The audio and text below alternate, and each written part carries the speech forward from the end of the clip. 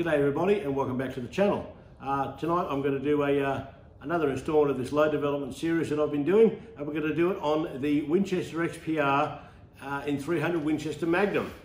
Oh, where's the rifle? No rifle, it's usually in front of me. I'll come back to that later on. We'll explain it all in the wrap up. So I'm going to do it on the 300 Winchester Magnum I bought, the Winchester XPR. That I bought as basically a cheap shitter that for all intents and purposes was going to cop a rebarrel anyway, and I'm just gonna see if it shoots, because I've had one or two little dances with it and I think we don't want to sell it out just yet. We don't want to give up on it too early, so we'll see how it goes. So we'll have a look how we went. We've had a shoot with it, we'll have a look how we went, check the results, and we'll make our own mind up. Alrighty, let's have a look at the ingredients we've loaded up. We've loaded up all our components that we load our 300 Win Mag ammo with. ADI 2209 powder, it's what I've got, it's what I can get, so we're stuck with that. Large rifle Magnum primers. I've only got the box of CCIs just for the purely for the for illustration. I've got the primers out of all this rubbish that I pulled. Remember in the last video I called that absolute rubbish, this Remington core locked. Well, I found another box of it, a $30 box. The brass is all that Remington brass that I've full length resized. I've annealed it all, give it a good clean up. It's come up all right. It's not the most expensive, best brass in the world, but we'll shoot it till it dies. But it dies, we'll throw it away. Okay, and we had projectiles. Now we've got 4 different projectiles this time around. We've got 165 grain Hornady SSTs. These were out of another old 3006 I think I had. Got a handful of them left, so I thought I'd just throw them down the range just to see how they go. We've got the 180 grain Hornady SSTs. They're a nice projectile. Unfortunately, Hornady, like everything else, is starting to get really dear, but they're a big rock of a thing. They're beautiful ballistic tip boat tail projectile. They are really nice. I do like them. I must admit I've got something of a fetish for those Hornadys. And the new thing I'm trying now, these spears, and I'm quite happy with these as well. These ones are the 180 grain Spitzer soft points. This little soft point. Here we go. Little, I say little soft point, flat base projectiles. They're good.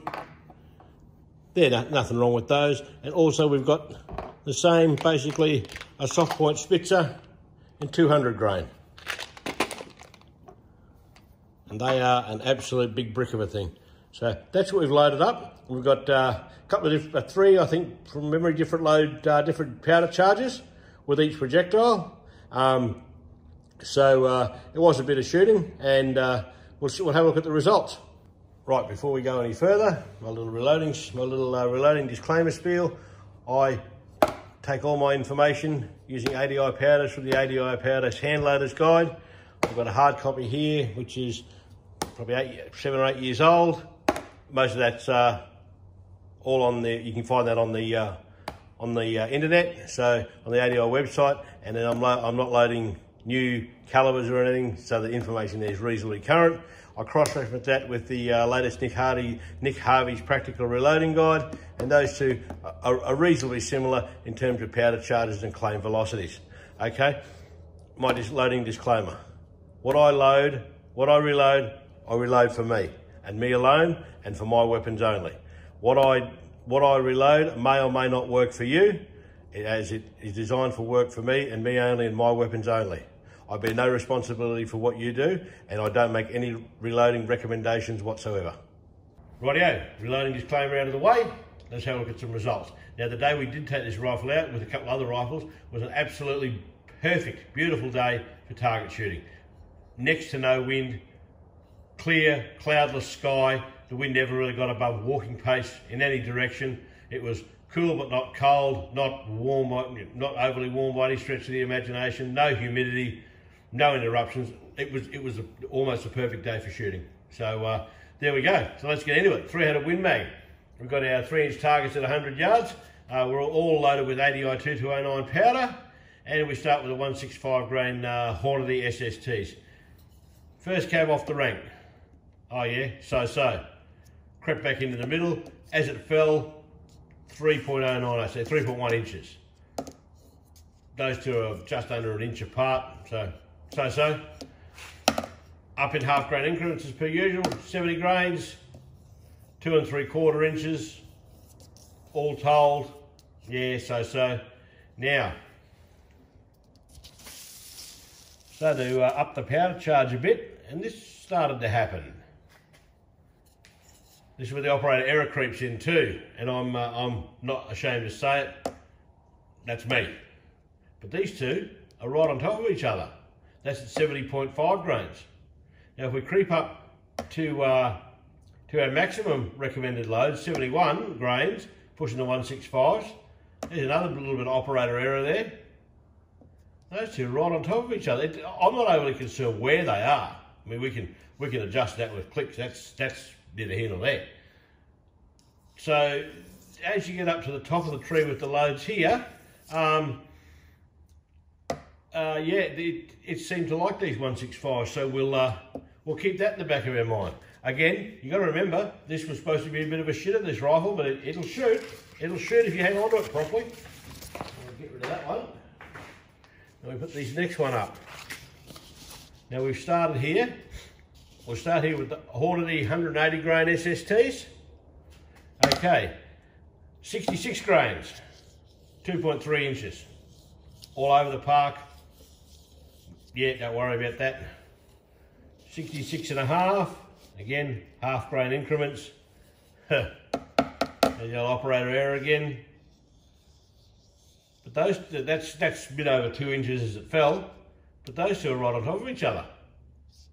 That's fair. We can look at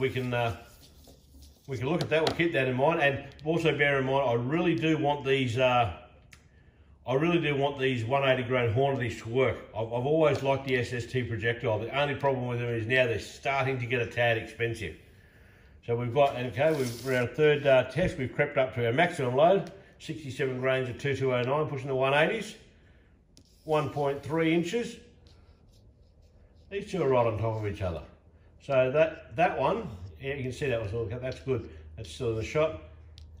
Very similar, not dissimilar at all. So yeah, we'll look at those. We'll keep those in mind. And we've gone to the ever faithful spears. These are just 180 grain Spitzer soft points. They're the flat base soft point projectiles.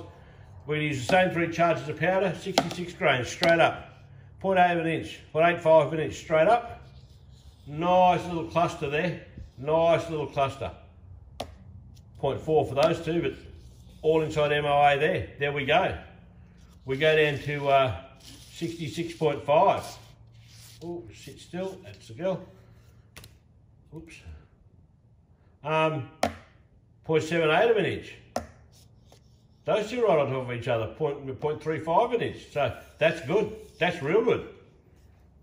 Now we come up to 67 grains, our maximum load of the 2209 for the 180s, for these Spitzers, same charge. That was my second shot there. That was a bad trigger pull. That's just one of those ones. I knew that as soon as I let it go, that was going to be any good. So I've gone bang, rubbish, bang, right on top of each other. 67 grains, that's almost unmeasurable. That's 1.5 inches as it fell. That's a dud. That's fine. That's quite shootable. So those whole 3 loads, if you look at those whole, I can't quite get them all into the shot there, but all those 3 loads have all come in at quite shootable. Quite shootable, those 3 loads, and that's just with your Spitzer flat base 180 grain soft point bullets. So that's one to definitely keep in mind. Now we'll get our third big card up. These are the 200 grain Spitzers. Now again, the Spitzer soft points, the flat base soft points, they're 200 grainers. Now bear in mind that this rifle's got a 1 in 10 barrels twist. Start to get up around 200 grains, yeah, might be a little bit funny with that twist rate, but we'll see how we go. What do we start at? 64 and a half. 2.5 inches as it fell. Those two weren't too bad. What did they come in at? 0.63, still not bad. One to keep in mind. We go over here. We've come in at 65 grains, up half a grain. Now that's 1.9 inches as it fell, but those two are 0.7, dot over 0.7. Shootable, that you could work on that, Okay, we're coming down to 65.5 grains. 1.85, but those three are just under 3/4 of an inch. Those two, sorry, are just under 3/4 of an inch. Shootable. I mean, these little tiny flies could be me. That's, you know, that's plenty of operator error in me. I'll give you the big tip. Now here we go. The maximum loads, 66 grains at 2209, pushing the big 200s. Little fly bit there, took it out to one, just a dot over 1.5 inches. But look at those two. That's just a dirty hole, 0.197 if you can measure it. So there we go. So you've got some loads here that are shootable. They're definitely worth working on. Now we'll revisit all these down the track. So again, the rifle that is not be able to shoot, and it was all flogged out and shot out to buggery. Is that right? Holes on top of each other. Holes right next to each other. Yeah, flogged out barrel, eh? Yeah, I think not. Like the way these people, the tradesman never blames his tools. And here was a little experiment we did. We got, young fella gave me some of these big A-tip things. Big home loads loaded with 230 grain A-tips. They're a Hornady projectile. They're a precision rifle thing. They're 1,000,000 miles long. And I'll put this up against a factory Remington 150 grain core locked. There we go. That's about as close as I can get them together. They are 1 mile long. Absolutely. There's no way on God's earth I was ever going to fit that in the magazine. So I thought, geez, I'm clever. I'll just push them in with the seating die till they fit. Well, I pushed 3 of them. I seated 3 of them deeper until they fit, and honestly, that projectile looked ridiculous that short. It really did. It's a projectile that just doesn't need to be short, if you can understand what I mean. They've got to be loaded like this. So I loaded the 3 in the magazine that I'd shortened, and I top fed. I just top single fed 3 long ones. And these are the groups they shot. These are these short ones that I destroyed. 0.7 of an inch, straight up. Boom, boom, boom, no mucking about there.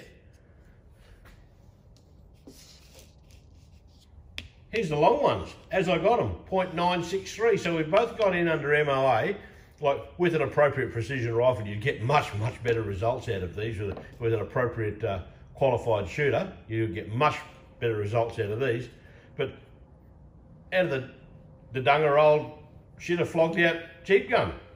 There we go. So, and that's a 230 grain projectile. So a 1 in 10 twist will chuck these big slugs. So there we go. I mean, I think you'd be a fool to write this rifle off just yet. So we'll wrap this one up and we'll see where we go. Rightio. That is part 1 of load development and testing for the Winchester XPR 300 Winchester Magnum. Why is it part 1? Because naturally following part 1 is a part 2, and that is why the rifle is here.